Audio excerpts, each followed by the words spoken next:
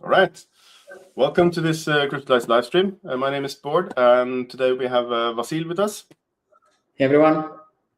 And today the topic is let's build a storefront for Crystallize, but let's do it using AI. Let's use Claude.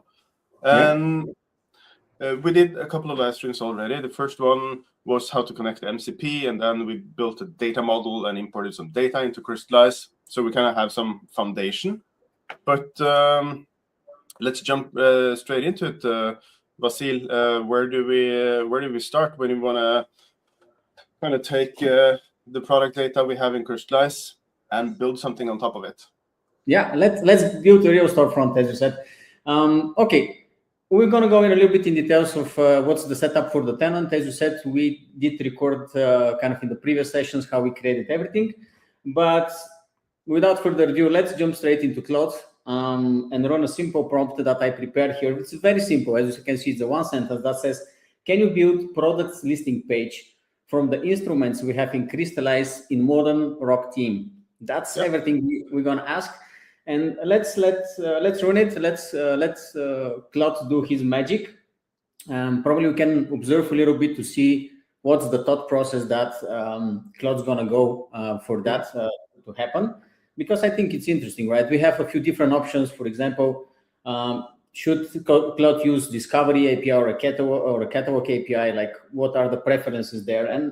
And because Claude here, we are connected with our MCP server. Claude immediately figured out that we are connected to the Vibe Commerce tenant. And as you can see here, it's using Discovery, right? Because that's coming from the skills. Kind of, we taught Claude that when you're making requests to get items, products from Crystallize, you should use Discovery first, and that's what Claude is trying here, right? Yeah, and basically with using the MCP and skills, and it's already connected to the tenant, it will figure out, because we didn't say what type of shapes we were having, right? What type of products do we have? So that's the first thing it did here, right? It figured out that we had 12 instruments, Fender Gibson, Ibanez, etc. So it's kind of first doing a discovery of actually the data structure, or the shapes and the products in Crystallize, without us being explicit on any of the instructions there. So that's pretty interesting, where it uses the skills and then kind of helps you. Yeah, and yeah, let's see what's going to be the result really for a simple prompt.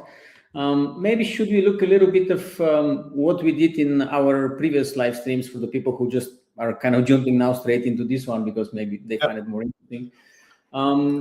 So in our previous live stream, we asked a lot to build the data model from a spreadsheet that we had on different instruments with different columns, description, images, right?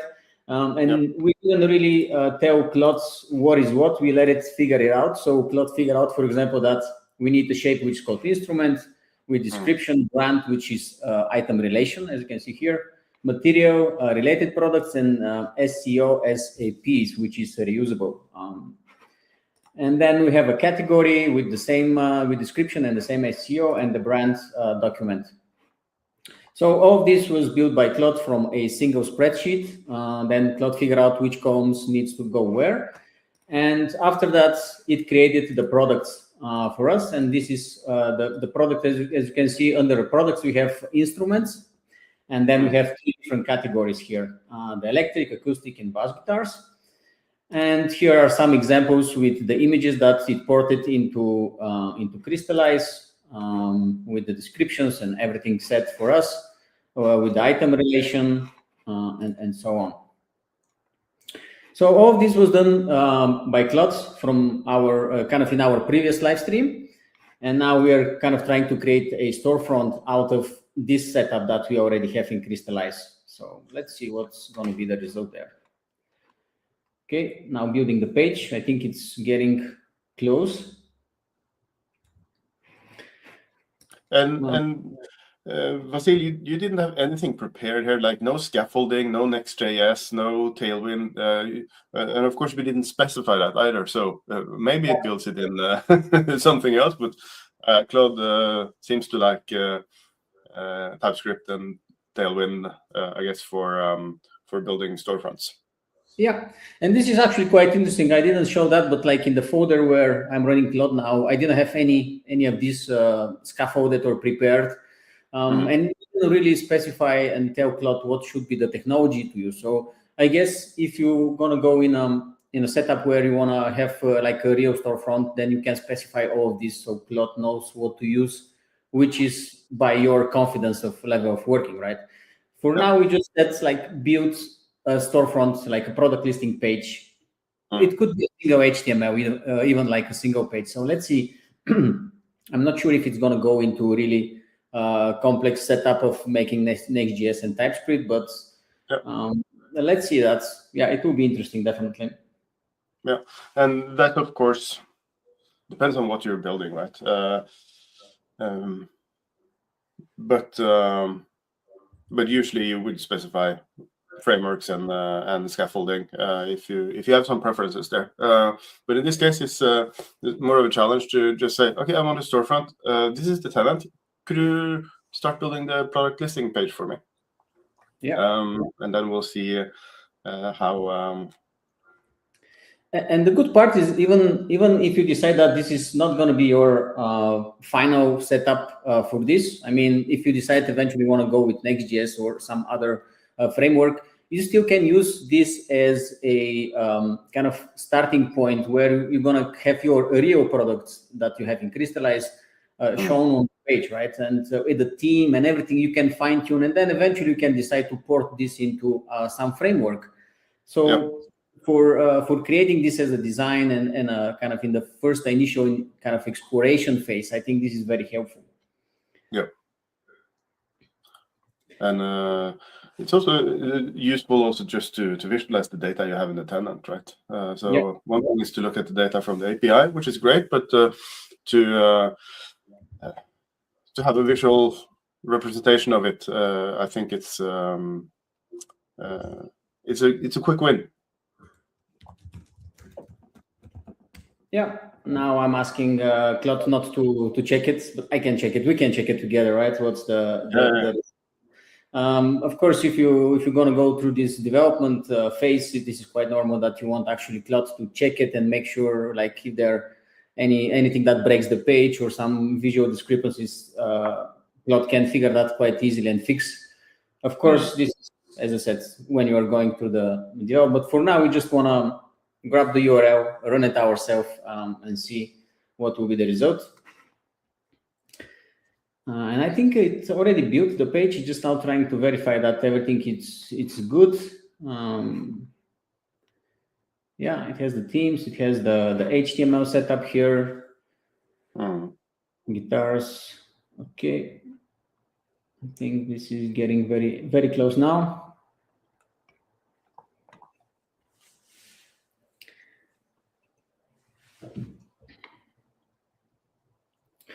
And then what's going to be interesting from here, actually, so once it builds the product listing page, right, we can take it further probably even and try to create a single product page with the add to cart button and all of that. So everything is prepared to actually for the next step, which is the checkout. Yep.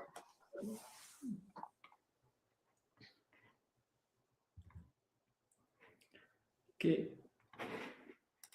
The goal here is basically to see if we can get a product listing page, and then we will do a product detail page, as you said, so that you have the navigation back and forth and can kind of navigate your catalog. And then let's see where we are with the initial. And this is a one shot, right? So let's take a look at it. Up to 11, yeah. That's a joke. But it's always amazing to kind of see the design that it came up with, and we just asked for modern rock theme. So I think that's what Claude figured out to be the modern. I think this is a little bit unreadable, but apart from that, I think it looks nice. with all the filtering and everything here built in already. Nice. Featured price. See, it offers all of that out of the box. We didn't ask for any of these filters or categories or anything. No, so it's kind of taking the skills from Crystallize with the best practices that we have, but also with the skills that Claude actually has in terms of best practice. What is best practice for a product landing page, right? And we're getting kind of the benefit of both, and we see that we do this all the time to build a proof of concept for a customer, or just to show how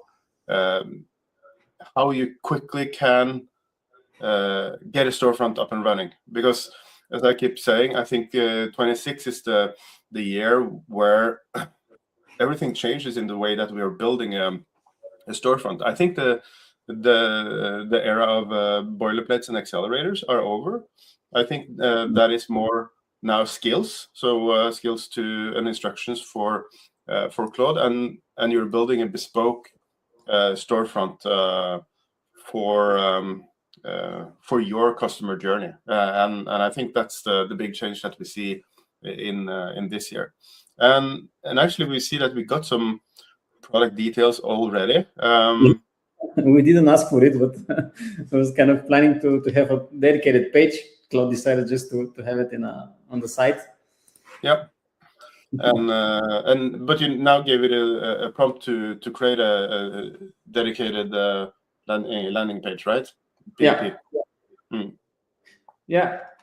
So let's see. It now started working on that, but yeah, it's one of these amazing things. Like Claude figured out that actually we need a product detail page, not page, like to show the details of the products, and then it's put it that in a how it's called this, a drawer or a dialog on the side. We want which is probably where we would have the cart, and we would change it to a navigatable route for the actual product detail page. Yeah. And of course, if you saw Claude there using some abbreviations like PLP, so product listing page, and PDP is a product detail page.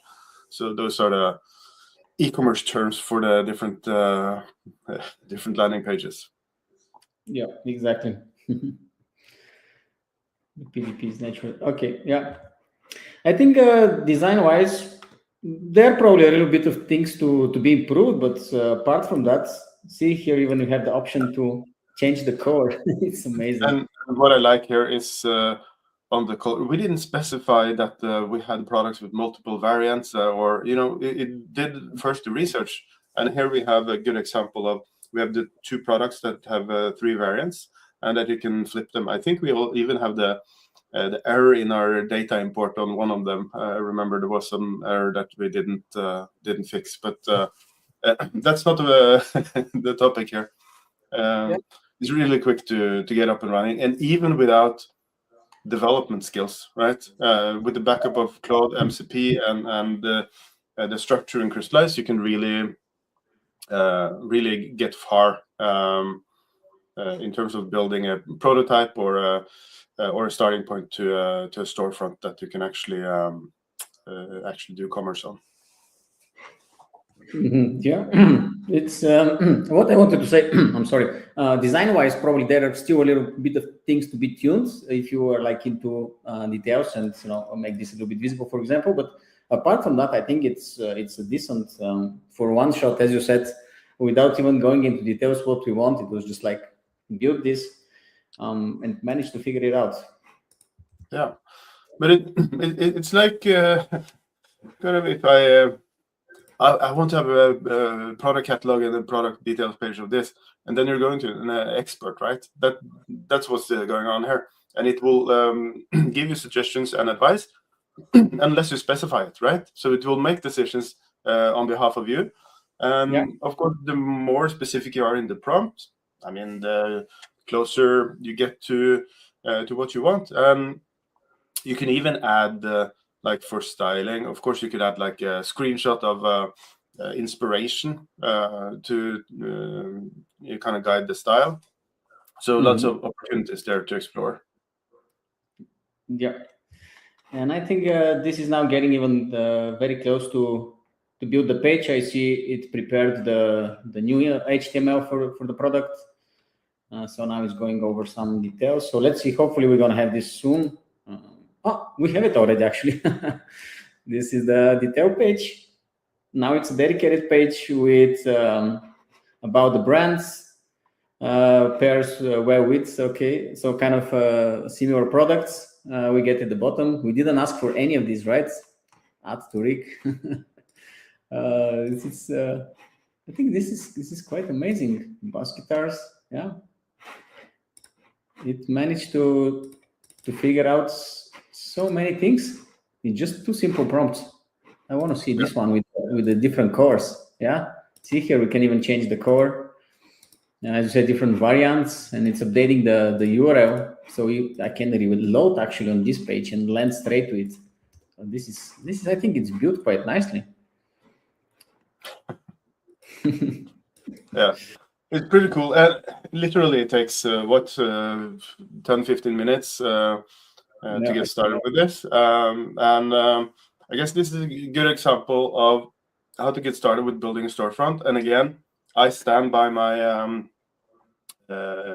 hypothesis that 26 is the year where accelerators and boilerplates are kind of obsolete, because a bespoke storefront that we're building here, you can tune it for performance, for your design, for your data model, rather than shoehorning your requirements into a straitjacket accelerator that will limit your possibilities. So let's stop it here for this stream, and we'll get back with the next one, where we will let's build a checkout. Because if you think e-commerce, it's basically just a few pages. It's a landing page, main landing page, and your product detail landing page, which is listing the product listing page, I mean, and your product detail page, which is what we're looking at now. Cart to checkout and order confirmation. That's typically the routes that you have for a call it a standard e-commerce. So let's build that. If you want to be notified when we announce the new live stream, you know what to do. Like and subscribe. See you in the next one. Bye.